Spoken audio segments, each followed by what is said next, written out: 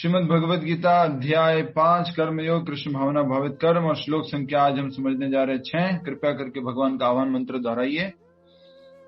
ओम नमो भगवते वासुदेवाय।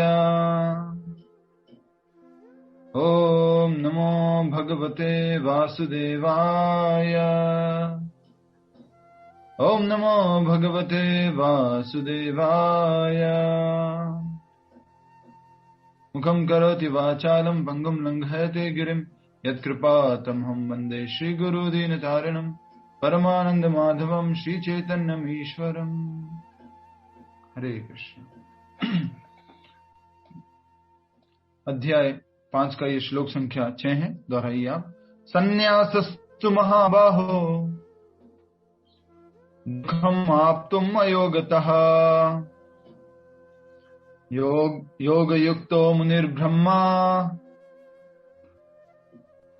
न चिरेणाधिगच्छति। एक बार और। संन्यासस्तु महाबाहो दुःखम् आप्तुम् अयोगतः योगयुक्तो मुनिर्ब्रह्मा न चिरेणाधिगच्छति। यस, कृपया करके आप में से एक भक्त को श्लोक का उच्चारण करेंगे। कौन करेंगे? यस, सुरेंद्र मदन माता जी, माइक पहले अनम्यूट कर लेते हैं। हरे कृष्ण प्रभु जी। यस माता जी। संन्यास्तु महाबाहो दुःखमातुमो योग्यता योग युक्तो मुनि ब्रह्मा न चिरेणाधिगच्छति। बहुत सुंदर, हरि बोल। शब्दार्थ को हमारे साथ साथ आप सभी लोग पढ़िए। माइक म्यूट कीजिए। Thank you. संन्यास आश्रम तू, लेकिन महाबाहो हे बलिष्ठ भुजाओं वाले, दुखम दुख, आप तुम से प्रभावित, अयोगतः भक्ति के बिना, योग युक्तः भक्ति में लगा हुआ, मुनि चिंतक, ब्रह्मा परमेश्वर को, न चिरेना शीघ्र ही, अधिगच्छति प्राप्त करता है। हरि हरि बोल। आप सभी के लिए खुशखबरी है इस श्लोक में। हरि बोल। तो कृपया करके इस श्लोक को समझने के लिए पहले शब्दार्थ के 2-3 शब्दों को देख लीजिए। पहले तो 2 शब्द है अयोगतः एंड योग युक्त। तो पहली बार ऐसा है जहां पर दोनों शब्द एक साथ उपयोग किए गए, अयोगतः एंड योग युक्त। अयोग्यता का मतलब क्या है? जो भक्ति में नहीं लगा हुआ है। और योग युक्ता मतलब जो भक्ति में लगा हुआ है। यहाँ पर योग शब्द का उपयोग किसके लिए किया गया है? भक्ति योग के लिए। और भक्ति योग को भी यहाँ किस नाम से बोला गया इस अध्याय में? बताएंगे? कौन बताएगा? इस अध्याय में भक्ति योग को किस नाम से बोला गया है? युक्त करके प्रभु। कर्मयोग। कर्मयोग कृष्ण भावना भावित कर्म बोला है ना, डायरेक्टली कृष्ण भावना भावित कर्म। तो कृष्ण भावना भावित कर्म क्या है? भक्ति है, राइट। तो यहाँ पर कर्मयोग के नाम से बोला है। हमने दूसरे अध्याय में भी इस बात को समझा था। कृपया करके फिर से जल्दी से दूसरे अध्याय का 66वां श्लोक खोलिए। 66वां 66 2.66 क्या कहता है? 2.66 यस 2.66 कह रहा है,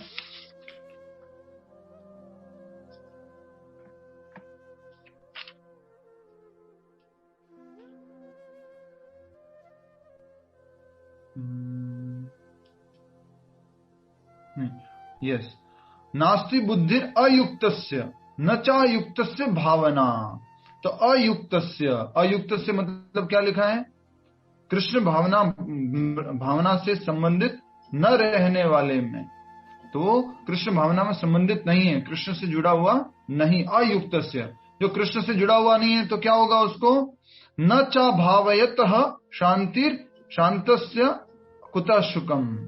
कि जो कृष्ण भावनामृत में, अनुवाद पढ़िए, जो कृष्ण भावनामृत में परमेश्वर से संबंधित नहीं है उसकी न तो बुद्धि दिव्य होती है और न ही मन स्थिर होता है। किसका मन स्थिर होता है? इसका मतलब जो कृष्ण भावना भावित में होता है उसका मन स्थिर होता है। और बुद्धि भी किसकी दिव्य होती है? जो कृष्ण भावना भावित में होता है। इसकी पुष्टि जिसके बिना शांति की कोई संभावना नहीं, और शांति के बिना सुख तो हो भी कैसे सकता है। आज के श्लोक का टाइटल क्या दिया हमने? भक्ति से ही खुश और सुखी रह सकते हैं प्रभु। भक्ति से ही खुश और सुखी रह सकते हैं। तो सेम बात बोली गई थी दूसरे अध्याय के 66वें श्लोक में कि अगर आप अयुक्त से हैं, भगवान से जुड़े हुए नहीं हैं, भगवान के साथ आपने अपने कामों को नहीं जोड़ा हुआ है, तो क्या नहीं मिलने वाली आपको? खुशी नहीं मिलने वाली। और जब खुशी नहीं मिलेगी, जीवन में शांति नहीं मिलेगी, तो सुख तो हो भी नहीं सकता, वो व्यक्ति सुखी नहीं हो सकता। तो आज हम श्लोक पढ़ने वाले हैं, ये इस शब्द में कभी कभी ऐसे शब्द बोला करो आप, अयुक्तस्य, मतलब जो जुड़ा हुआ नहीं है भगवान से। जो अयुक्तस्य है वो तो खुश नहीं रह सकता, सुखी नहीं रह सकता। अब आते हैं आज के श्लोक में, कृपया करके अनुवाद को दोहराएंगे। Please repeat. 2 बातें आज के श्लोक में बोली गई है जो कि दोनों ही महत्वपूर्ण है। हरे कृष्णा। लेट में आने वाले सभी भक्तों का स्वागत है। हरे कृष्णा। भक्ति में लगे बिना केवल समस्त कर्मों का परित्याग करने से कोई सुखी नहीं बन सकता। पूरा साफ साफ बता दिया है। भक्ति में लगे बिना, मात्र कर्मों का क्या क्या कर दिया? त्याग कर दिया। मैं तो अपना ड्यूटीज नहीं करूंगा, मुझे लगता है कि मैं अगर कर्म नहीं करूंगा तो कर्म बंधन में नहीं फंसूंगा, राइट। बट हमने तीसरे अध्याय में ये देखा था कि कोई भी व्यक्ति बिना कर्म किए हुए नहीं रह सकता। कोई बता सकता है उसके कारण क्या है? क्या कारण है? 2 कारण हमने समझे थे कि कोई भी व्यक्ति बिना कर्म किए हुए रह ही नहीं सकता। उसके 2 कारण क्या है? हरे कृष्ण प्रभु जी। यस, बोलिए। आत्मा और प्रकृति। यस, आत्मा क्या और प्रकृति क्या? आत्मा हमेशा सक्रिय रहती है प्रभु जी, कोई ना कोई काम करती रहती है। आत्मा हमेशा सक्रिय है, आत्मा निष्क्रिय नहीं है, तो कुछ न कुछ काम होना ही होना है। और दूसरा, 3 गुण, प्रकृति के 3 गुण हमेशा हमारे ऊपर लागू होते रहते हैं। कौन कौन से गुण हैं? सत्व गुण, रजोगुण और तमोगुण। तो हमेशा कुछ न कुछ काम तो करना ही पड़ेगा। तो इसलिए कोई व्यक्ति अगर सोचे कि मैं काम करूंगा ही नहीं, वो तो संभव है ही नहीं। भले मन से काम करेगा, बुद्धि से काम करेगा, लेकिन काम तो करेगा। हाथ पैर बांध दिए मैंने तो बोले मैं कुछ काम नहीं करता, लेकिन मन में वो क्या करता रहता है? काम करता रहता है, अर्थात वो चिंतन करता रहता है। तो भक्ति के बिना केवल समस्त कर्मों का परित्याग करने से कोई सुखी नहीं बन सकता। संन्यासस्तु महाबाहो दुखम आप्तुम अयोगतः। दुख में ही रहेगा वो व्यक्ति जो अगर कर्मों का त्याग कर लिया है। कई बार ऐसा कहा जाता है जब भक्त लोग मंदिर छोड़ देते हैं ना, या फिर डिवोटी बन जाते हैं, फुल टाइम डिवोटी बन जाते हैं, सुखी नहीं रह पाएगा तू, दुखी रहेगा। कितने लोगों को हमने देखा है घर परिवार छोड़ के चले जाते हैं और वहां जंगल में चले जाते हैं, वहां पूरा दुखी भरी जीवन जीते हैं और वापस घर पे ही आना पड़ता है लौट के उनको। इसलिए कृष्ण भावना भावत में ऐसा नहीं कहा गया है। कृष्ण भावनामृत में तो क्या करते हैं? वहां जाकर भी काम करते हैं, सेवा करते हैं, लगे रहते हैं सुबह से शाम तक भगवान की सेवा में। ये बहुत जरूरी है। कभी कभी आप में से कुछ माताजी लोग ने ऐसा सोच लेते, मैं तो वृंदावन चली जाऊंगी और माला लेके बैठ जाऊंगी, वही मेरी वो सब कुछ वही चलेगा सब कुछ। खाली माला नहीं कर पाओगे, खाली माला अभी नहीं कर पाओगे। अभी हमारी स्थिति वो नहीं है, तो हमें उस स्थिति पे पहुंचने के लिए समय लगेगा। अभी तो हमें कुछ न कुछ अपने रजोगुण को भगवान की सेवा में लगाना होगा।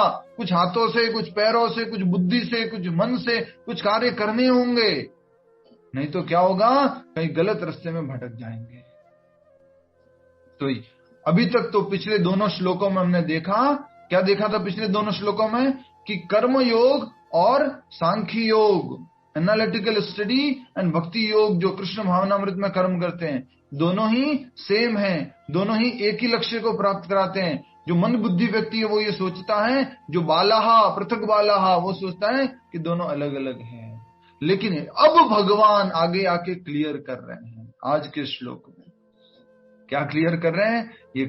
ये कर्म योग का मार्ग तो बहुत आसान है, ये सुखी प्रदान करने वाला है, सुख प्रदान करने वाला है, और अचिरेणाधिगच्छति, जल्दी से मेरे धाम को लेके आएगा। देखिए यहाँ पे लिखा हुआ, फिर मेरे को मत बोला कि आपने बोला प्रभु जी। अच्छी रेणाधि गच्छति, जल्दी से मेरे धाम को लेके आएगा। तो जल्दी से कौन लेके आता है? सीढ़िया की लिफ्ट? बोलिए, जल्दी से कौन लेके आता है? सीढ़िया की लिफ्ट? लिफ्ट लेके आती है, राइट। भगवान का धाम कहां पर है? ये पूरे ब्रह्मांड से भी बाहर है। 14 प्लानिटरी सिस्टम के बाहर अनेकों ब्रह्मांड, उसके बाहर गोलोक वृंदावन धाम, वहां जाना है, गोलोक वृंदावन धाम जाना है। सोचिए इतना दूर है वो गोलोक वृंदावन धाम। तो हम ये अगर ये कौन सा प्रोसेस अपनाएंगे? सीढ़ियों वाला। तो सीढ़ियों वाले प्रोसेस क्या क्या बोलेंगे? सांख्य योग, और भी दूसरे योग बोल दो, अष्टांग योग, कर्म योग, वो दूसरा वाला कर्म योग जो सकाम कर्म योग है, और भक्ति योग जो हम कर रहे हैं वो कौन सा है? Lift process. मान लीजिए आप में से बहुत सारे लोग बहुत एक्सपर्ट है, वॉकिंग करते हैं और बहुत अच्छे से क्या कहते हैं मैराथन वगैरह के लिए जाते हैं, बहुत अच्छी बात है। और जिम जाते हैं, कुछ क्या बोलते हैं एक्सरसाइज करते हैं अच्छे से, बहुत अच्छी बात है। मान लीजिए आपको कहा जाए कि 70 नंबर के फ्लोर पे जाना है सीढ़ियां चढ़ करके, तो क्या होगा? 70 नंबर के फ्लोर पर चढ़ना है। हमारा वृंदावन का मंदिर बन रहा है 70 फ्लोर की हाइट का, the world tallest Krishna temple in the world. Bharat की पहचान होगी फ्यूचर में उस बिल्डिंग को देख करके। दुनिया कहेगी ये कहां पर है, दुनिया वाले लोग, भारत के बाहर वाले लोग, ये कहां पर है, ये बिल्डिंग कहां पर है? वृंदावन में, इंडिया में है। किसने बनाया, किसके लिए बनाया गया? ये कृष्णा के लिए बनाया गया। जैसे लोग ताजमहल को देख करके बोलते हैं ना, ये ताजमहल क्या है, ये ताजमहल कहां पर है? बोले इंडिया में है। किसने बनाया? बोले शाहजहां ने बनाया मुमताज के लिए। कुछ है उसके अंदर पूजा वगैरह? कुछ नहीं है, बस वो स्ट्रक्चर को देखने जाते हैं। और उसी तरह से लोग इस स्ट्रक्चर को देखकर भी मंदिर आएंगे और वृंदावन आएंगे। तो हम ये कहना चाह रहे थे, मान लीजिए आपको 70वें फ्लोर पे जाना है और आपको कहा जाए पैदल जाना है, सीढ़ियों से जाना है, तो आपकी क्या हालत होगी? सुमन माता जी, अभी से आपको तो ठंडी लग रही है, 70 फ्लोर का नाम बोलते। ठंडी नहीं लग रही, पसीने पसीने हो जाएंगे, पसीने हो जाएंगे। तो पसीने पसीने हो जाएंगे, वहीं बैठ जाएंगे कि 70 फ्लोर कैसे चढ़ेंगे? 5 फ्लोर चढ़ेंगे, उसके बाद तो बैठ गए। फिर 10वें फ्लोर पर जाएंगे, फिर थोड़ा बैठ जाएंगे, फिर 10वां नहीं 12वें पे जाके बैठ जाएंगे। और बीच में कोई फ्लोर, अरे 70 छोड़ो यार, 76 हमारे भाग्य में नहीं लिखा है, इधर ही देखते हैं कहीं 11वें 12वें पे कहीं ठिकाना मिल जाएगा, उसमें ठीक हो जाएंगे सेटल। कहीं डाइवर्ट हो जाएंगे, हम अपने लक्ष्य से भटक जाएंगे, कोई और फ्लोर को एक्सप्लोर करने लग जाएंगे। किसी उस फ्लोर को हम 70वां ही मान बांटेंगे, मेरे लिए तो यही 70वां है, बस यही ठीक है मेरे को, राइट। तो ये कर्म योग में क्या बोलते हैं, अष्टांग योग, सांख्य योग में ये खतरा रहता है। तो एक बार प्लीज कृपया करके मेरे पीछे अनुवाद को दोहराइए जोर से, मेरे को सुनाई देना चाहिए, माइक म्यूट में। भक्ति में लगे बिना केवल समस्त कर्मों का परित्याग करने से कोई सुखी नहीं बन सकता, परंतु भक्ति में लगा हुआ विचारवान व्यक्ति शीघ्र ही परमेश्वर को प्राप्त कर लेता है, शीघ्र ही। अभी एग्जाम्पल भी कहा दिया गया है भगवत गीता में, स्वयं भगवान बोल रहे कि भक्ति कैसा प्रोसेस है? लिफ्ट प्रोसेस है। इस बात को याद रखना। ये एग्जाम्पल भी शास्त्रों से ही है, भगवान की ही वाणी है ये। जलपा खानी माता जी, समझ में आ रहा है? ओके, हरे कृष्णा। अब हम एक बार मैं अनुवाद को समझा रहा हूं, ध्यान से समझिए, छोटा सा ही है, उसके बाद एक और श्लोक करने की संभावना होगी तो एक और श्लोक करेंगे।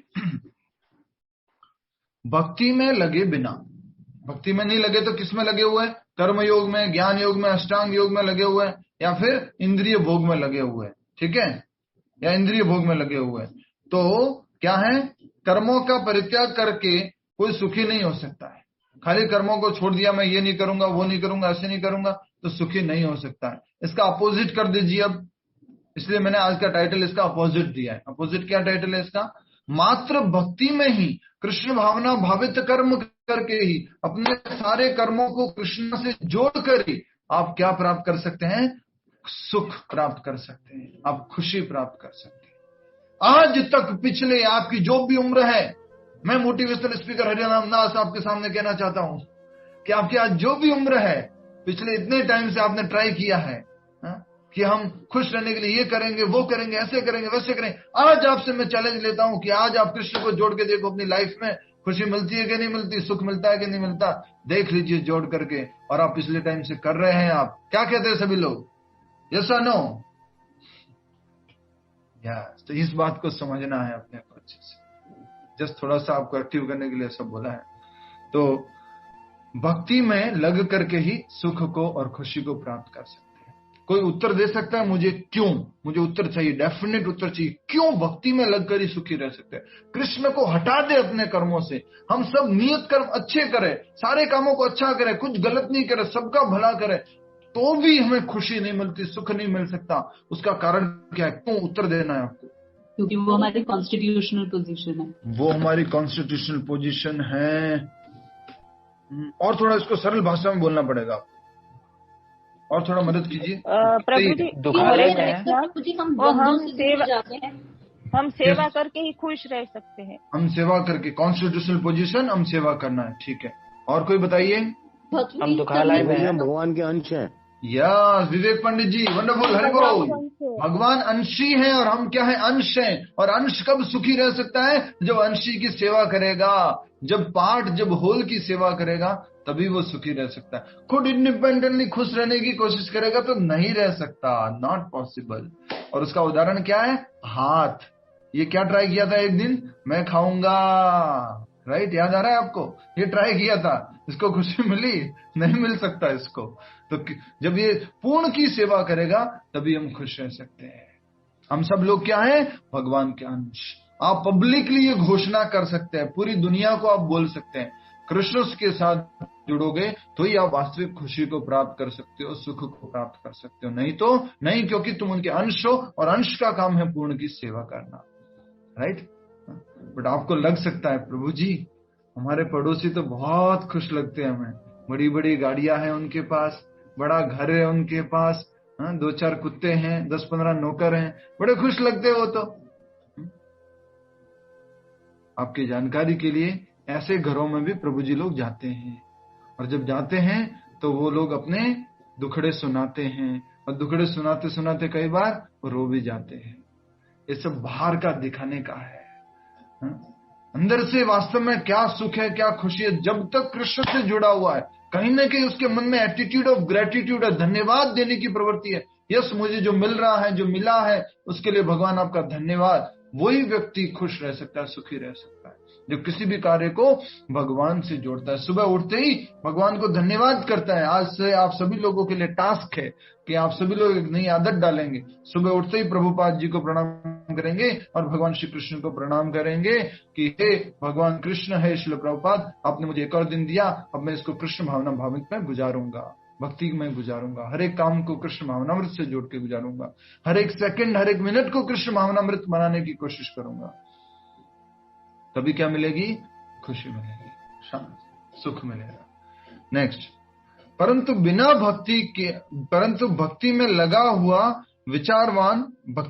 हुआ विचारवान व्यक्ति शीघ्र ही परमेश्वर को प्राप्त कर लेता है। शीघ्र, लेट नहीं, देरी से नहीं, शीघ्र प्राप्त कर लेता है।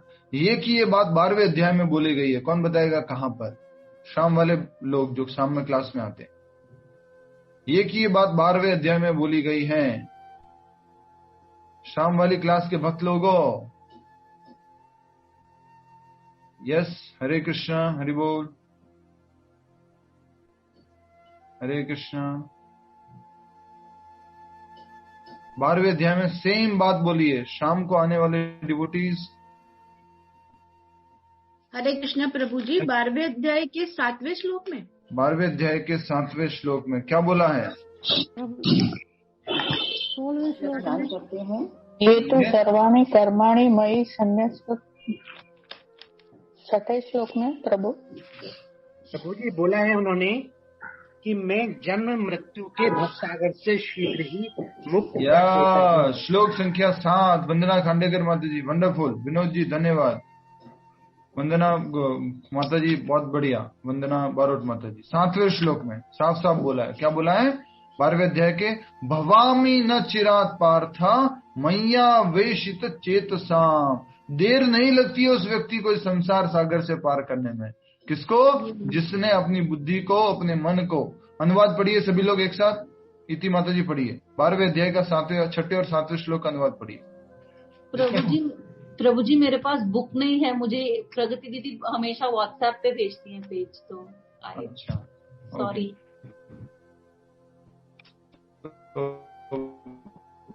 गुजराती में पढ़ू? कर दीजिए विनोद जी, आप बुक ऑर्डर कर दीजिए ना माता जी, ऑनलाइन ऑर्डर कर दीजिए, अमेजोन पे अवेलेबल।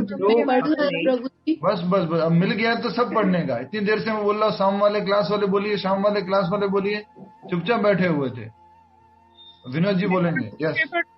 तो अपने सारे कार्यों को मुझ में अर्पित करके तथा अविचलित भाव से मेरी भक्ति करते हुए मेरी पूजा करते हैं और अपने चित्तों को मुझ पर स्थिर करके निरंतर मेरा ध्यान करते हैं, उनके लिए हे पार्थ, मैं जन्म मृत्यु के सागर से शीघ्र ही उद्धार करने वाला हूँ। शीघ्र उद्धार करने वाला हूँ। क्या करने वाले का? जो अपने सारे कर्मों को मुझ में अर्पित करता है, अविचल भाव से भक्ति करता है और मेरी पूजा करता है, अपने मन को मुझ में स्थिर करता है, उसको मैं जन्म मृत्यु के चक्र से शीघ्र उद्धार कर देता हूँ। अर्थात कि वो कृष्ण भावना भावित रहती है।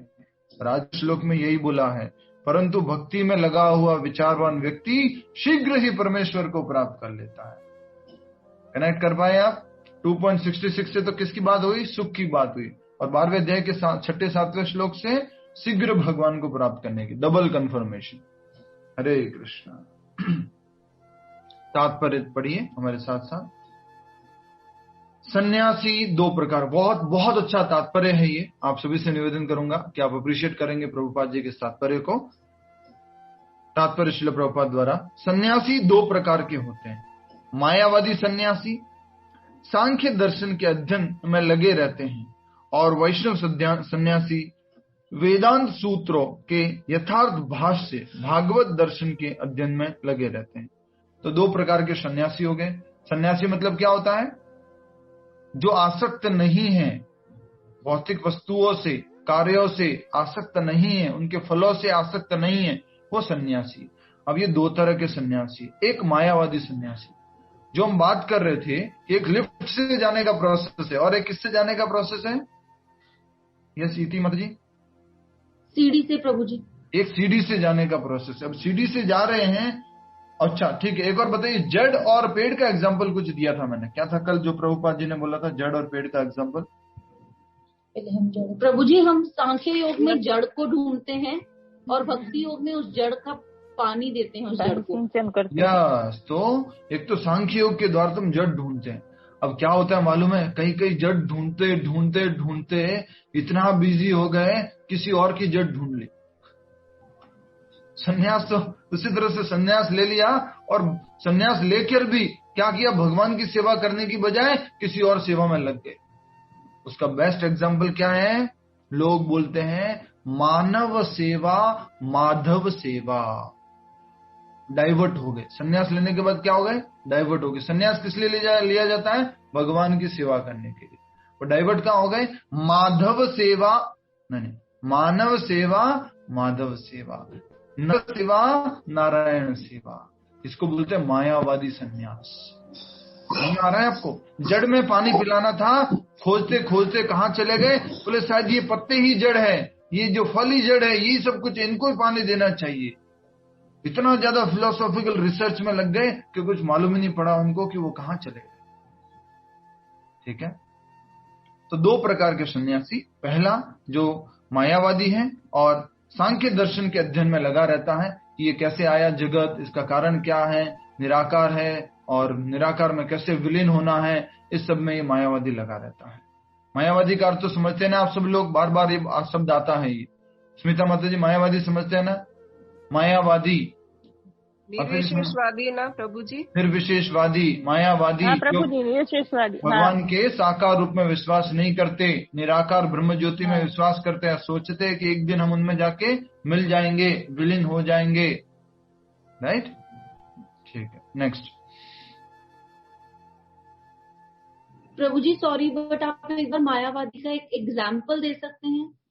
मायावादी वो व्यक्ति जो ये कहता है कि भगवान के विग्रह में विश्वास नहीं करता, मूर्ति पूजा में विश्वास नहीं करता। अच्छा, तो ऐसे बहुत सारे लोग हैं जो भगवान का, ऐसे तो भारत में भी ऐसे बहुत सारे लोग हैं, घर में भले मूर्ति पूजा करते होंगे, लेकिन उनसे पूछा जाए भगवान कैसे है, परम भगवान कैसे है, बोलेंगे वो क्या है, निराकार है, उनका कोई आकार नहीं, वो तो एक ज्योति है। ये जो है मायावादी लोग हैं। ठीक है। दूसरे वैष्णव सन्यासी वेदांत सूत्रों के यथार्थ भाष्य भागवत दर्शन के अध्ययन में लगे रहते हैं। अभी ये किसकी बात कही गई है? सेकंड नंबर के सन्यासी। सेकंड नंबर के सन्यासी क्या है? जो कि भागवत को पढ़ते हैं। कौन सा भागवत है ये? कौन सा भागवत है? यथार्थ प्रभु जी, श्रीमद् भागवत पुराण। वेदांत सूत्र जो है उनके ऊपर एक टीका लिखी गई है और टीका को बोला जाता है श्रीमद् भागवत पुराण। तो श्रीमद् भागवत पुराण को वो पढ़ते हैं। ठीक है। कौन? वैष्णव सन्यासी। वैष्णव कौन होते हैं? कौन बताएगा वैष्णव कौन होते हैं? सबको क्लियर होना चाहिए, कोई शब्द नहीं आता तो पूछना है। विष्णु की सेवा करते हैं। तो विष्णु भगवान की सेवा करते हैं। जो विष्णु के भक्त हैं वो वैष्णव हैं। बहुत सही उत्तर दिया। हरे कृष्ण। मायावादी सन्यासी भी वेदांत सूत्रों का अध्ययन करते हैं, किंतु वे शंकराचार्य द्वारा प्रणीत शारीरिक भाष्य का उपयोग करते हैं। अगर आप डिफरेंसेस लिखना चाहते हो तो लिख लीजिए प्लीज। सबसे टॉप हेडिंग में लिख लीजिए सन्यासी, उसके नीचे 2 एरो बना दीजिए, एक लिख लीजिए मायावादी सन्यासी और एक वैष्णव सन्यासी।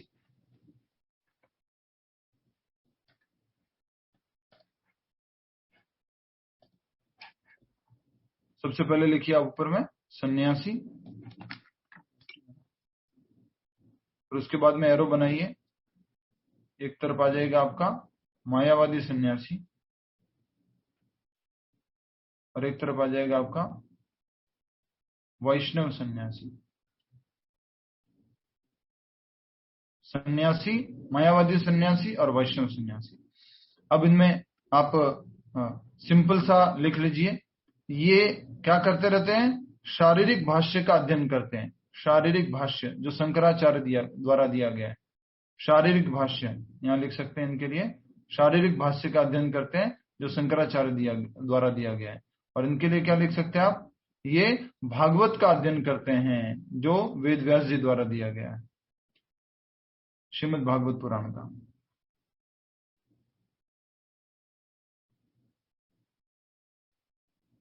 भागवत का लिख लिया आपने? हरे कृष्ण हरे कृष्ण। सभी लेट आने वाले भक्तों का फिर से स्वागत है। कल से टाइम पे आइएगा। मायावादी सन्यासी और वैष्णव सन्यासी दोनों पढ़ते क्या है? वेदांत सूत्र। पर एक वेदांत सूत्र के ऊपर टीका पढ़ते शंकराचार्य की और उनको बोला जाता है शारीरिक भाष्य। और दूसरा जो है श्रीमद् भागवत पढ़ते हैं। देखिए क्या लिखा है उनके लिए। भागवत संप्रदाय के छात्र पांचरात्रि की विधि से भगवान की भक्ति करने में लगे रहते हैं। तो इधर भागवत के लिए लिख लीजिए, वैष्णव सन्यासियों के लिए लिख लीजिए, या वैष्णव जो भक्त है घर पे रहते हैं प्रैक्टिस करते हैं वैष्णव, उनके लिए लिख लीजिए पांचरात्रि की विधि के द्वारा भगवान की सेवा करते हैं। पांचरात्रि की विधि।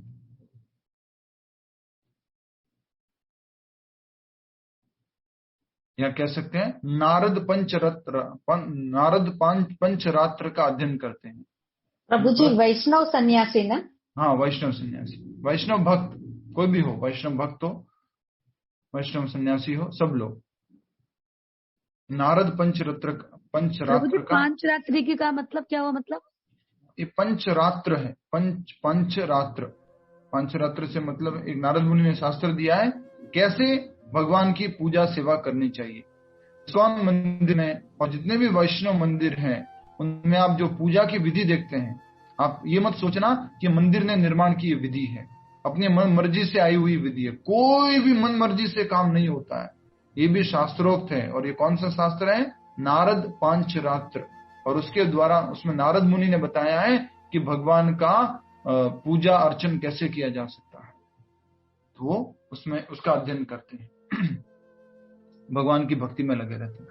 नेक्स्ट, अतः पढ़िए, साथ साथ पढ़िए, वैष्णव सन्यासियों को भगवान की दिव्य सेवा के लिए अनेक प्रकार के कार्य करने होते हैं। मायावादियों के लिए तो क्या है, कुछ सेवा नहीं है, भगवान की तो कुछ सेवा नहीं है, भगवान क्या है, निराकार है।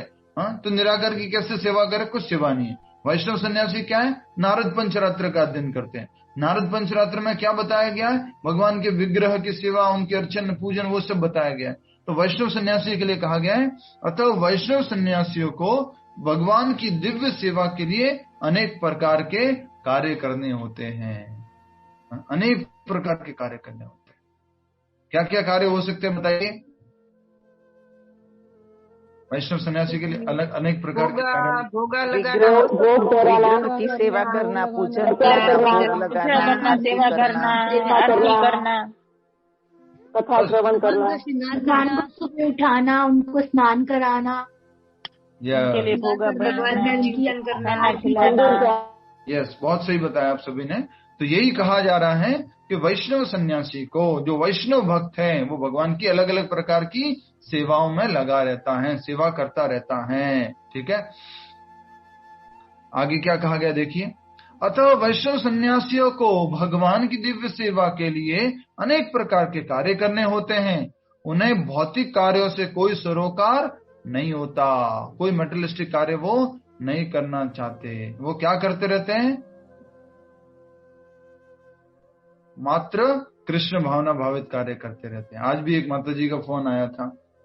माता जी बोल रहे थे, हमारा बेटा बोलता रहता है प्रभु जी, मतलब वो बेटा अपनी माँ से बोलता रहता है कि बस जब देखो तब कृष्णा कृष्णा कृष्णा कृष्णा, कृष्णा की बात, कृष्णा का भोजन, कृष्णा का एक दर्शन, कृष्णा का टीवी चलाना, कृष्णा के म्यूजिक सुनना, जब देखो तब कृष्णा कृष्णा कृष्णा कृष्णा। इस्कॉन वाले हरे कृष्णा और कुछ है ही नहीं क्या, जब देखो कृष्णा कृष्णा कृष्णा कृष्णा कृष्णा। हाँ, कुछ भी नहीं है, दूसरा और कोई काम नहीं है। जो भी काम करेंगे उसमें भी कृष्ण को जोड़ेंगे, हर कार्य को कृष्ण से जोड़ना, नहीं तो बंधन में फंस जाएंगे। उस बंधन से मुक्त होना है हमें। इसलिए यहाँ पर कहा जा रहा है कि उन्हें भौतिक कार्यों से कोई सरोकार नहीं है, कोई लेना देना नहीं है। पर आगे क्या बोला गया देखिए, किंतु तो भी वे भगवान की भक्ति में नाना प्रकार के कार्य करते हैं। कौन बताएगा भौतिक कार्य? भौतिक कार्य बाहर से लगते हैं कि भौतिक कार्य है, बताइए, उदाहरण देके बोलिए। खाना पकाना, खाना पकाना, जैसे प्रभु जी दो आदमी है जो ऑफिस जाते हैं, एक कृष्ण भावनामृत के लिए और एक अपने घर के लिए, सेम लगते हैं दूसरी तरह। हाँ, बहुत सही कहा आपने। जैसे कि एक कृष्ण भावना भावित व्यक्ति है, अब कई बार बाहर के लोग देख करके बोलते हैं, प्रभु जी आपके पास भी तो ऑफिस का बैग है, 10 बजे आप ऑफिस के लिए मतलब घर से निकल जाते हो, आश्रम से निकल जाते हो, ऑफिस घर घर जाते हो, लोगों से मिलते हो, ऑफिस जाते हो, कुछ सेवा डोनेशन इकट्ठा करते हो। आपका भी तो ये काम है, भौतिक काम है पूरा। क्या काम? मेटेरियलिस्टिक काम है। हम भी ऑफिस जाते हैं, आप भी ऑफिस जाते हो, लेकिन उद्देश्य क्या है? कृष्णा। इसलिए कहा गया है कौवे और कोयल का एग्जाम्पल, दोनों माता जी ने एग्जाम्पल दिया। वो दो लोग, दोनों पड़ोसी रहते हैं, एक दूसरे के पड़ोसी, आप भी घर में रहते हैं, एक सुबह जल्दी निकलता है, दूसरा भी सुबह जल्दी निकलता है। पर वो सुबह निकलने से पहले मंगल आरती कर चुका है, दर्शनारती कर चुका है, भगवान को भोग लगा चुका है। और पहला वाला सुबह निकला, कब निकलता है? उठा है, बेड टी पिया है, पानी डाला है, स्नान किया है जल्दी से, और ब्रेकफास्ट लिया है फास्ट, और टीवी देख लिया है, न्यूज देख लिया, और भाग निकल रहा है ऑफिस के लिए। दूसरा ऑलरेडी मंगलारती, दर्शनारती, भागवतम वो सब अध्ययन कर चुका है। अब दोनों जा रहे हैं, रास्ते में क्या कर रहे हैं? एक तो कोशिश कर रहा है समय का उपयोग कर लूं, चैंटिंग कर लूं, कृष्ण से कनेक्ट कर लूं। दूसरा जो अपने भौतिक कार्य करने के लिए कोशिश कर रहा है। ऑफिस गए, ऑफिस में काम किया, उस टाइम में एक क्या सोच रहा है? मेरे को जो भी एबिलिटीज दी है, कोई भी स्ट्रेंथ दी है, मेरे जो बुद्धि दी है, वो सब भगवान ने दी है, भगवान का धन्यवाद करता है। उस काम का जो फल आता है वो भी किसको देता है? भगवान को अर्पण करता है। रास्ते में आते हुए भगवान के लिए कुछ सामान खरीद के लेके आता है, दूसरा भी खरीद के लेके आता है, वो अपने लिए लेके आता है, लेकिन ये भगवान का भक्त भगवान को अर्पण करने के लिए लेके आता है। तो बाहर से क्या लगता है? भौतिक कार्य कर रहे हैं। क्या क्या अलग कर रहे हो आप लोग? सेम तो कर रहे हो। हाँ, सेम कर रहे हैं, पर किसके लिए कर रहे हैं? कृष्ण के लिए कर रहे हैं। इसलिए पिछले श्लोक में बोला था, क्या लगता है? ये लोग तो आसक्त हैं, पर किससे आसक्त हैं? कृष्ण से आसक्त हैं। ठीक है, पढ़िए वापस से। उन्हें भौतिक कार्य से कोई सरोकार नहीं रहता, किंतु तो भी वे भगवान की भक्ति में नाना प्रकार के कार्य करते हैं। किंतु मायावादी सन्यासी जो सांख्य तथा वेदांत के अध्ययन एवं चिंतन में लगे रहते हैं, वे भगवान की दिव्य भक्ति का आनंद नहीं उठा पाते। इसलिए किस में लगे रहते हैं? अध्ययन करने में लगे रहते हैं। बस कौन सा अध्ययन करते हैं? वो भी निराकार ब्रह्म, उसके संबंधित अध्ययन करते रहते हैं। तो भगवान की भक्ति का आनंद तो उनको नहीं मिल पाता। उनको बोलो रसगुल्ला खाना, नहीं ये भोग है, रसगुल्ला नहीं खा सकते। सिंपल सूखी सब्जी, सूखी चपाती खाएंगे। त्यागी है, मालूम है हम सन्यासी है। लेकिन भगवान का भक्त क्या करता है? बढ़िया से एकदम से दाल बाटी चूरमा, रसगुल्ले, गुलाब जामुन, एकदम बढ़िया ढोकला, खमन, बड़ा इडली, बढ़िया भगवान को भोग लगाता है और भगवान को प्रसाद लगा करके प्रसाद पाता है। उसकी भक्ति में क्या है? रस है, स्वाद है, आस्वादन है। उसको भी भगवान का प्रसाद जो है उसको लेकर के करता है। मायावादी बोलता है ये सब घी, हाँ नहीं। आजकल पक्के मायावादी भी नहीं है, बोला घी तो खाना चाहिए, थोड़ा खा लेना चाहिए, मीठा खा लेना चाहिए। पक्के मायावादी भी नहीं मिले आज तो वे भगवान की दिव्य भक्ति का आनंद नहीं उठा पाते। इसलिए जब चैतन्य महाप्रभु, ध्यान से सुनिएगा, चैतन्य महाप्रभु जब काशी गए थे, वाराणसी, जहां अभी मोदी जी ने मंदिर का वो सब ठीक करवाया, कॉरिडोर बनवाया, वो सब ओपन करवाया है, तो चैतन्य महाप्रभु जब वहां गए थे तो वहां पर एक सन्यासी थे, उनका नाम था प्रकाशानंद सरस्वती। और उनके कितने शिष्य थे मालूम है? 60,000 शिष्य थे प्रकाशानंद सरस्वती के। ये एग्जाम्पल याद रखिएगा। तो वो 60 के 60,000 शिष्य थे मायावादी सन्यासी। मायावादी सन्यासी मतलब नमो नारायण, नर सेवा नारायण सेवा, हम एक दिन भगवान बन जाएंगे, हम एक दिन जो है भगवान में जाके विलीन हो जाएंगे। ये सब जो है मायावादी सन्यासी होते हैं। मायावाद का लक्षण होता है, मायावादी होते हैं। और वो क्या करते रहते हैं? घर के अंदर, आश्रम के अंदर या तो बैठे बैठे कुछ अध्ययन करते रहेंगे, नाम जप नहीं करते हैं। ध्यान रखना, मायावादी सन्यासी नाम जप नहीं करते, कुछ न कुछ वेदांत सूत्र, वेदांत भाष्य, ये सब उसका अध्ययन करते रहते, शारीरिक भाष्य वगैरह का। उसी समय चैतन्य महाप्रभु वहां पहुंचते हैं। क्या करते हुए? एक नया यंग सन्यासी, लगभग 27-28 साल की उम्र चैतन्य महाप्रभु, 29 साल की उम्र में चैतन्य महाप्रभु वहां पहुंच जाते हैं। और चैतन्य महाप्रभु क्या कर रहे हैं? एकदम सुंदर दिखने वाले सन्यासी, हेड शेव्ड है पूरा, एकदम क्या बोलते हैं, बहुत उनके चेहरे से कांति आ रही है, तिलक धारण किया हुआ है, गहरे हुए वस्त्र पहने हुए। और वो चैतन्य महाप्रभु क्या करते हुए आ रहे हैं? हरे कृष्णा कृष्ण कृष्णा हरे हरे, हरे रामा राम राम हरे हरे। कुछ बुद्धिमान लोगों ने तो हमारे साथ में कर लिया, सभी लोग बुद्धिमान बनिए। हरे कृष्णा कृष्ण कृष्ण हरे हरे, हरे राम राम राम हरे हरे। तो जैसे ही देखा, ओह ये कैसा सन्यासी है भैया। हमने तो आज तक देखा है कि सन्यासी क्या करता है? चुपचाप अपने आश्रम में बैठा रहता है, बाहर भौतिक दुनिया से वो नहीं जुड़ा रहता है और वो अध्ययन करता रहता है। ये कौन सा सन्यासी आ गया? झूठा सन्यासी है ये। कैसे सड़क पर संकीर्तन कर रहा है, रोड पर संकीर्तन कर रहा है, नाच रहा है। सन्यासी को तो एकदम ऐसे डिसिप्लिन में खड़े रहना चाहिए, डांस करना वगैरह। जनरली ऐसा होता है कि नहीं होता?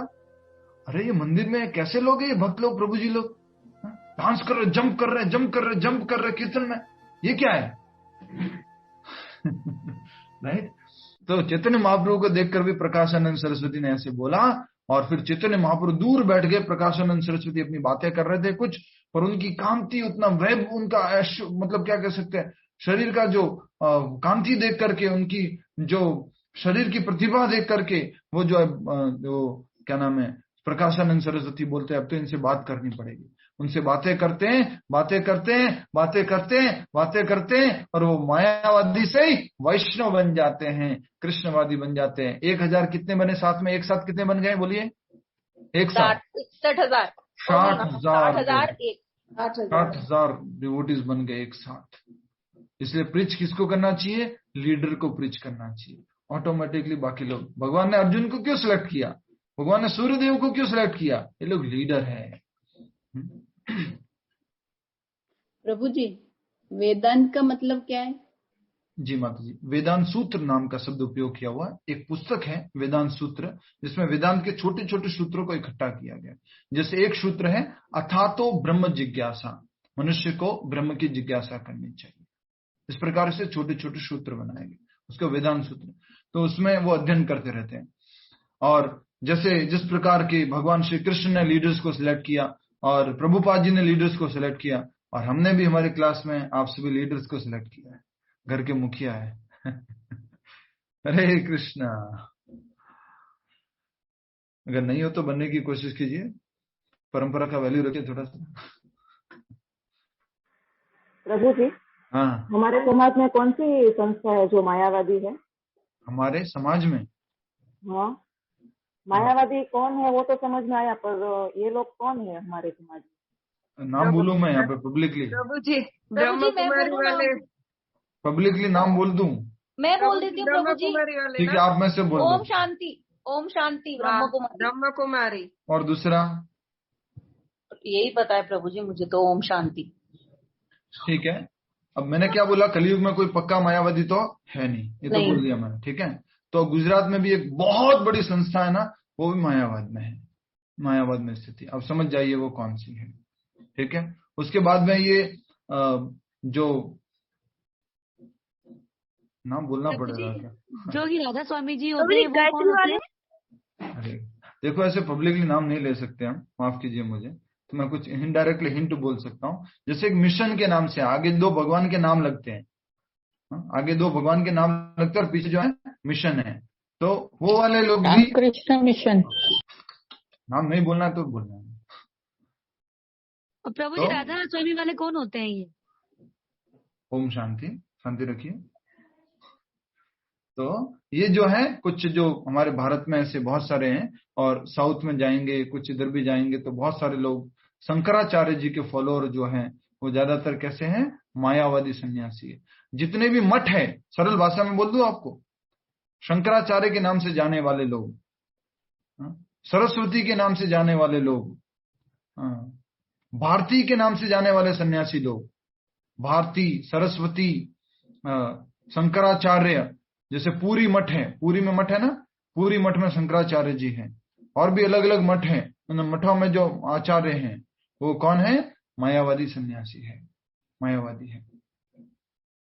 ठीक है, पर अभी मैंने क्या बोल दिया, आजकल कोई भी पक्का मायावादी नहीं है। इवन वो व्यक्ति कौन जिन्होंने बोला था मूर्ति पूजा नहीं करनी चाहिए, दयानंद सरस्वती जी, उन्होंने भी मंदिर बना ली है, उनके लोगों ने भी मंदिर में स्थापना कर लिया उन्होंने। तो कोई भी पक्का मायावादी आपको प्रॉपरली बहुत रेयरली मिलेगा ऐसा।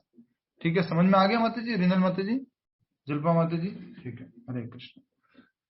प्रभु जी मायावादी भी इंडायरेक्टली भक्ति ही होती है ना, वो भी एक तरह की? नहीं, मायावाद अभी कलयुग में मिक्स है माता जी, अब सब मिक्स हो गया, सब गड़बड़ हो गया। जो अच्छा। गुजरात में संस्था है वो लोग मायावाद के तो नियम तो पालन करते हैं, लेकिन काम भक्ति के करते हैं।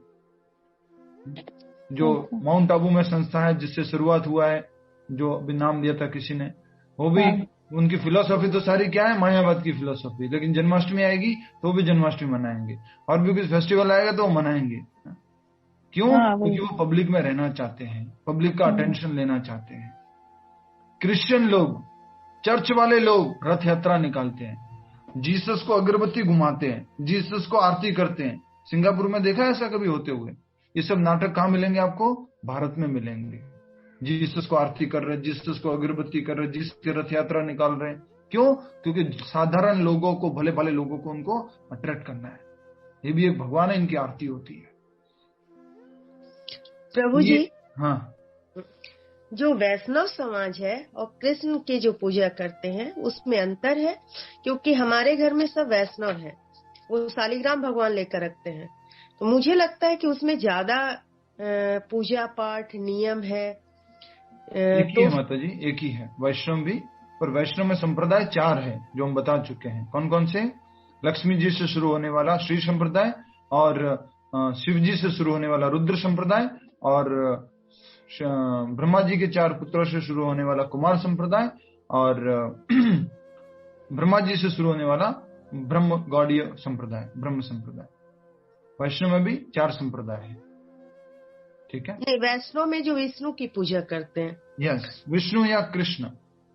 अच्छा, वो लोग सब में क्या होता है माता जी, शालिग्राम जी है, थोड़ा डिटेल नॉलेज है, अभी हम भगवत गीता पढ़ रहे हैं, तो शालिग्राम जी है, बाकी जो भी हम घर में विग्रह सेवा वगैरह करते हैं ना, ये सारा ओनली एंड ओनली ये विष्णु के लिए होती है।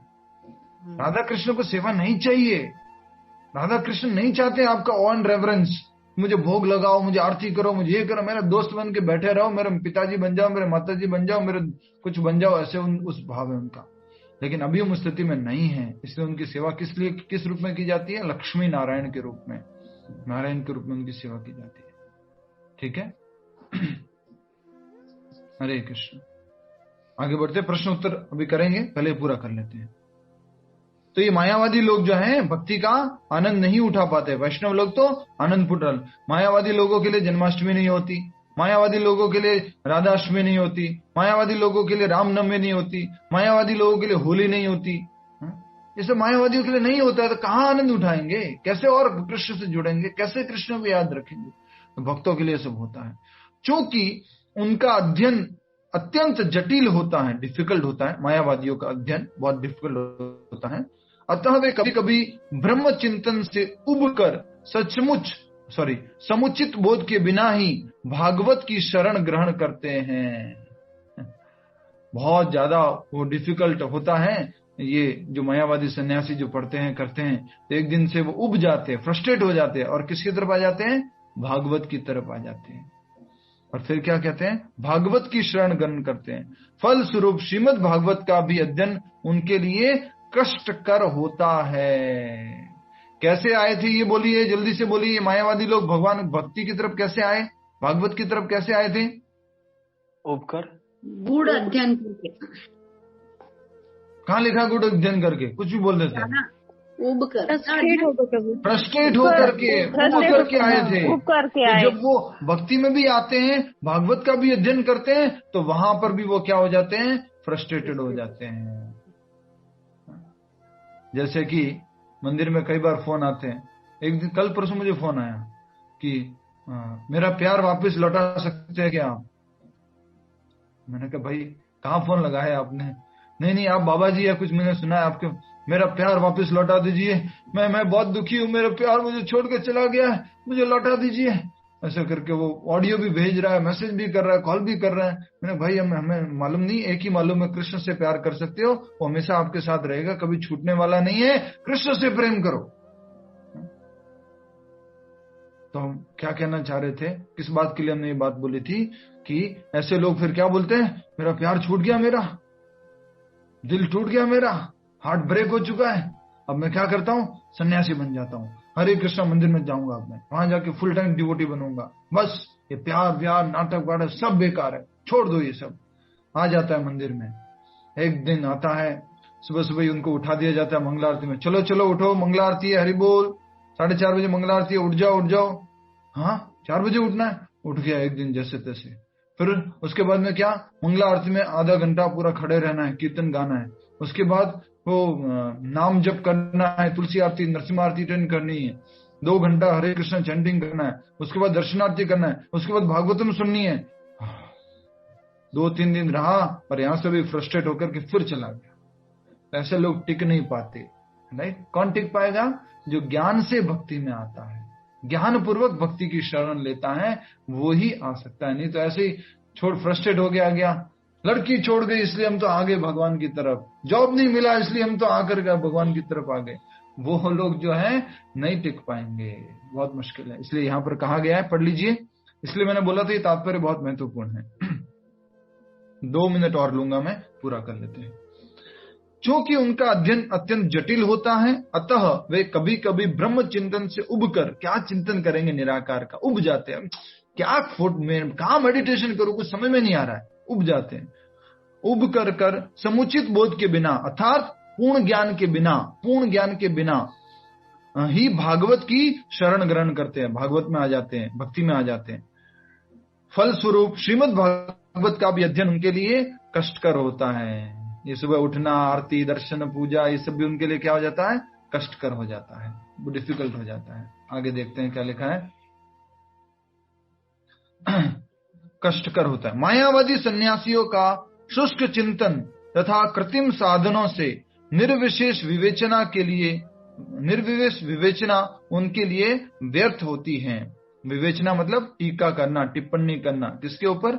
मायावादी सन्यासियों का शुष्क चिंतन, ड्राई चिंतन, ड्राई स्पेकुलेशन, मेंटल स्पेकुलेशन तथा कृत्रिम साधनों से निर्विशेष विवेचना उनके लिए व्यर्थ होती है, कुछ काम का नहीं है वो मायावादी सन्यासी जो भी करते हैं। नेक्स्ट, भक्ति में लगे हुए वैष्णव सन्यासी अपने दिव्य कर्मों को करते हुए प्रसन्न रहते हैं। अपने दिव्य कर्मों को करते हुए प्रसन्न रहते हैं भक्ति में लगे हुए व्यक्ति लोग। आज के श्लोक में क्या बोला है? युक्तस्य, जो जुड़ा हुआ है, भक्ति में लगा हुआ, वो कैसे रहता है? सुखी रहता है। देखिए क्या लिखा है, भक्ति में लगा हुआ व्यक्ति हमेशा सुखी रहता है, लेकिन भक्ति में नहीं लगा हुआ और सारे कार्यों का त्याग कर दे तो वो सुखी नहीं रह सकता है। ठीक है, नेक्स्ट, और यह भी निश्चित रहता है कि वे भगवत धाम को प्राप्त होंगे। ये दोनों बात कहां पे बोली है? जल्दी से बताइए। वो सुखी रहता है और वो भगवत धाम को प्राप्त करेंगे जल्दी से, ये बात कहां बोली है? फास्ट प्रभु जी 18.66 में अभी आपने बोला ना अध्याय 2 में।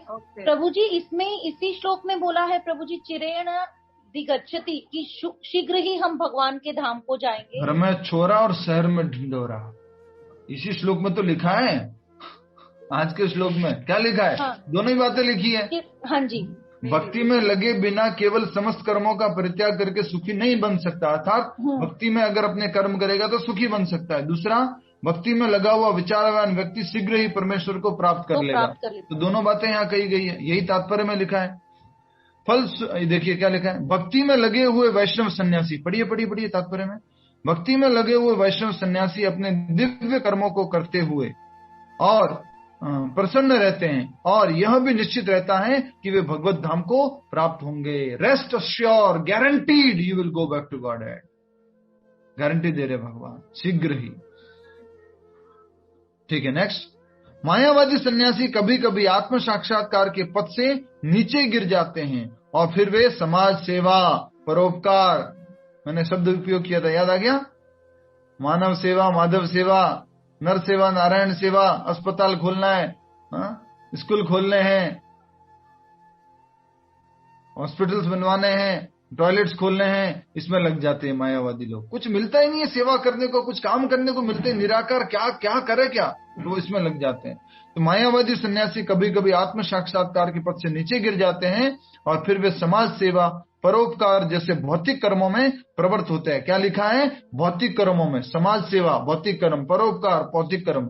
यही समाज सेवा और यही परोपकार आध्यात्मिक कर्म बन जाएगा, दिव्य कर्म बन जाएगा। कब हो जाएगा बोलिए? कब बन जाएगा दिव्य कर्म? यही समाज सेवा और आध्यात्मिक जोड़ लेंगे। वैष्णव सन्यासी के कर्मों को क्या लिखा है बोलिए? वैष्णव सन्यासी के कर्मों को क्या लिखा है? शब्द बोलिए। वैष्णव सन्यासी के कर्मों को क्या लिखा है? बोलिए बोलिए। दिव्य कर्म। और ये मायावादी सन्यासी के कर्मों को क्या बोला है? भौतिक कर्म। दिव्य कर्म। आप जो आरती कर रहे हैं, पूजा कर रहे हैं, भोग लगा रहे हैं, सब दिव्य कर्म है। लेकिन मायावादी सन्यासी अगर भगवान को केंद्र में रखे बिना अगर कुछ कर रहा है तो वो भौतिक कर्म है। नेक्स्ट, अतः यह निष्कर्ष यह निकला कि कृष्ण भावनामृत के कार्यों में लगे रहने वाले लोग ब्रह्म अब्रह्म विषयक साधारण चिंतन में लगे सन्यासियों से श्रेष्ठ हैं, यद्यपि वे भी अनेक जन्मों के बाद कृष्ण भावना भावित हो जाते हैं। बहुत सारी सीढ़ियां चढ़ने के बाद पहुंच जाते हैं 70 के फ्लोर पे। कौन लोग? मायावादी लोग। कौन लोग? मायावादी। सांख्य योगी लोग। कौन लोग? अष्टांग योग। बहुत जन्मों के पहुंच जाएंगे। आना किधर पड़ेगा? कृष्ण भक्ति में आना पड़ेगा, लेकिन बहुत जन्मों के बाद। राइट, तो यही कहा जा रहा है, भक्ति में लगे हुए वैष्णव सन्यासी जो होते हैं वो क्या होते हैं? श्रेष्ठ होते हैं। और कृष्ण भावना भावित कार्य में लगे रहने के कारण ब्रह्म और अब्रह्म विषयक साधारण चिंतन में लगे हुए सन्यासियों से श्रेष्ठ होते हैं। निराकार में चिंतन में लगे हुए हैं। तो समझ में आ गया। इसलिए आपको कल डाउट हो रहा होगा कि प्रभु जी क्या बोल रहे हैं। कृष्णा ने तो बोल दिया कि दोनों का लक्ष्य एक ही है, अष्टांग योगी का, ये मायावादी सांख्य योगी का और भक्ति योगी का, दोनों का लक्ष्य एक ही है। जो दोनों को अलग अलग मानता है उसको बालक बोलते हैं, मंद बुद्धि बोलते हैं। पर प्रभु जी फिर भी क्यों ज्यादा जोर दे रहे हैं इस पर, कर्म योगी पे, भक्ति योगी पर? क्योंकि अगले वाले श्लोक में भगवान बोलने वाले थे। भगवान ने बोल दिया है कि खाली तुम अगर सन्यासी बनोगे, सब कर्मों को छोड़ दोगे तो खुशी नहीं मिलने वाली, सुख नहीं मिलने वाला, ड्राई रहोगे, ड्राई सुखी। तो इसलिए भक्ति कैसी है? रस वाली है, टेस्ट है इसमें। आइए थोड़ा टेस्ट लेते हैं भगवान के नाम का। बहुत रस है, अभी टेस्ट नहीं आ रहा होगा। उसका कारण क्या मालूम है? अभी बीमार हो रखे हम, याद रखना। अभी टेस्ट नहीं आ रहा होगा, क्यों? क्योंकि अभी बीमारी है। जिस प्रकार से पीलिया का रोगी होता है, उसको अगर आप मीठा भी खिला दो तो उसको कड़वा लगता है। इसलिए हमें अभी अगर टेस्टी चीज भक्ति भी दे दी जाए तो कैसी लग सकती है? कड़वी लग सकती है। लेकिन एक समय आएगा जब वो मीठा खाता रहेगा, खाता रहेगा, खाता रहेगा, तो उसकी बीमारी खत्म हो जाएगी और वो फिर उसका आस्वादन कर पाएगा, ओरिजिनल टेस्ट ले पाएगा। भगवान के नाम को क्या बोला है? भगवान कृष्ण को क्या बोला है? बोलिए। रस से संबंधित उनका क्या नाम है? भगवान कृष्ण का नाम रस से संबंधित रसेश्वर, रसेश्वर, रसराज, रसराज, नासेश्वर, रसराज कृष्ण, राइट। तो रस के सागर है भगवान श्री कृष्ण, मधुसूदन। बहुत सुंदर। शुरू करते